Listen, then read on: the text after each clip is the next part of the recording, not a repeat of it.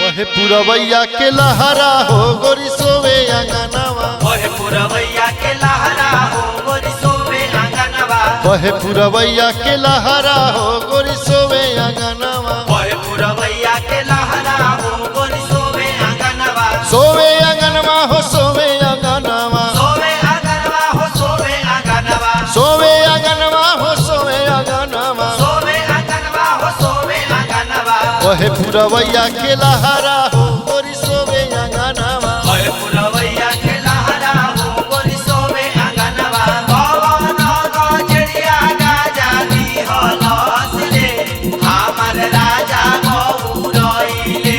कवन गजरिया गाजा दिहलस रे हमर राजा गौरइले। बहे पुरवैया के लहरा हो गोरी सोवे अंगनवा। बहे पुरवैया के लहरा हो गोरी सोवे अंगनवा। कवना घर में आना जाना। कवना घर में आना जाना। कवना घर में आना जाना। कवना घर में आना जाना।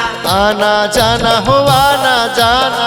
आना जाना हो आना जाना। अरे कवना घर में बिछावना हो। अरे कवना घर में बिछावना हो। अरे कवना घर में बिछावना हो। अरे कवना घर में बिछावना हो। गोरी सोवे अंगनवा। बहे पुरवैया के लहरा हो गोरी सोवे